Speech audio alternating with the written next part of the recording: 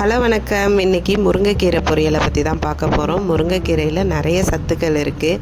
எத்தனை கீரை தேடி தேடி சாப்பிட்டாலும் முருங்கைக்கீரைக்கு ஈடாகாது. ஏன்னா அத்தனை சத்துக்களையும் இந்த ஒரு கீரையில் இருக்குது அப்படின்னு சொல்லலாம். அந்த அளவுக்கு vitamin A, vitamin C, vitamin K, புரதச்சத்து, நார்ச்சத்து அப்படின்னு சொல்லிக்கிட்டே போகலாம். அந்த அளவுக்கு இதில் நிறைய சத்துக்கள் இருக்குது. முக்கியமாக இரும்பு சத்து நிறைந்த இந்த முருங்கைக்கீரையை உணவில் நம்ம வாரத்தில் 2 அல்லது 3 நாள் கொஞ்சம் அளவோடு பயன்படுத்திட்டு வந்தோம்னா நோய் எதிர்ப்பு சக்தி எல்லாமே கிடைக்கும்.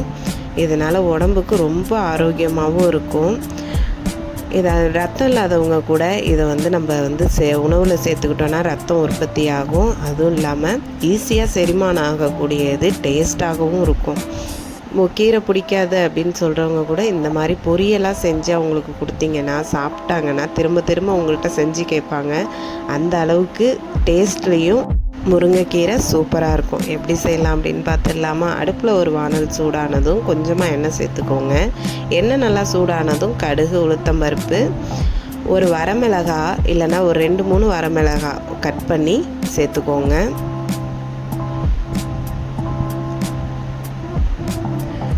வரமிளகாய் நல்லா வெடித்து வந்ததும் அது கூட வெங்காயத்தை நல்லா இந்த அளவுக்கு சின்ன சின்னதாக கட் பண்ணிவிட்டு சேர்த்துக்கோங்க. வெங்காயம் ஓரளவு நல்லா வதங்கினதுக்கப்புறம் அது கூட கொஞ்சமாக ஒரு 1/4 டம்ளர் அளவுக்கு தண்ணி சேர்த்துக்கோங்க. தண்ணி அதிகமாக நம்ம இந்த கீரையில் சேர்க்க வேணாம். இது ஒரு ஆவிலே வெந்துடுற கீரை தான். அதனால் ஒரு 1/4 டம்ளர், மேக்ஸிமம் ஒரு 1/2 டம்ளர் அளவுக்கு அதுக்குள்ளே சேர்த்துக்கோங்க. ரொம்ப தண்ணி சேர்த்துட்டிங்கன்னா அப்புறம் கீரை வெந்ததுன்னா பழுப்பு கலரில் மாறி போயிடும். டேஸ்ட்டும் நல்லா இருக்காது. இப்போ கீரைக்கு தேவையான அளவுக்கு உப்பு சேர்த்துக்கலாம். உப்பு கம்மியாகவே சேர்த்துக்கோங்க. பாருங்கள், நல்லா க்ளீன் பண்ணி வச்சுருந்த கீரையை சேர்த்துக்கிறேன். கீரை உருவுறப்ப பார்த்து நீங்கள் உருவி க்ளீன் பண்ணி வச்சுக்கோங்க. இந்த கீரையை இது நல்லா ஃப்ரெஷ்ஷான கீரை, அலசலாம் வேண்டாம், அப்படியே சேர்த்துடலாம். நான் ஒரு 2-3 கைப்பிடி அளவுக்கு கீரை சேர்த்துருக்கேன். இதுக்கு ஒரு 1/2 டம்ளர் அளவுக்கு தண்ணி கரெக்டாக இருக்கும். பாருங்கள், டக்குன்னு அந்த தண்ணியெல்லாம் உறிஞ்சி எப்படி சுருண்டு வருது பாருங்கள் கீரை.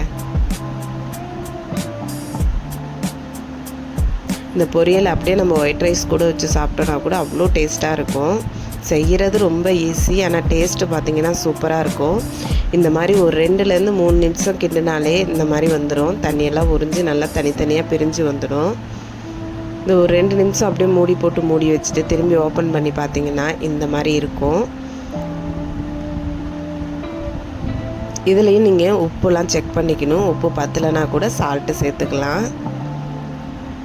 இப்போ ஒரு 1/2 மூடி அளவுக்கு தேங்காய் துருவலை சேர்த்துக்கிறேன். தேங்காய் துருவல் இல்லாமல் இந்த கீரையோட டேஸ்ட் முழுமையாகாது. தேங்காய் துருவல் சேர்த்தா தான் இது முழுமையாகும்.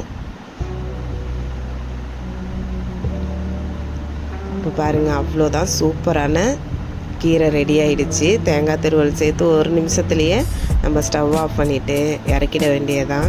அவ்வளோதாங்க. சத்தாகவும் இருக்கும், ஆரோக்கியமாகவும் இருக்கும். இதை பசங்களுக்கு கூட நீங்கள் கொடுத்தீங்கன்னா விரும்பி சாப்பிடுவாங்க. நீங்களும் வீட்டில் ட்ரை பண்ணி பாருங்கள். இந்த மாதிரி ஹெல்த்தியான சாப்பாடாக சாப்பிடுங்க. வீடியோ பிடிச்சிருந்ததுன்னா லைக் பண்ணுங்கள், ஷேர் பண்ணுங்கள். மறக்காமல் நம்ம சேனலை சப்ஸ்கிரைப் பண்ணுங்கள். இதே மாதிரி டெய்லி ஒரு வீடியோஸ் நம்ம சேனலில் வரும். சப்போர்ட் பண்ணுங்கள். தேங்க்யூ.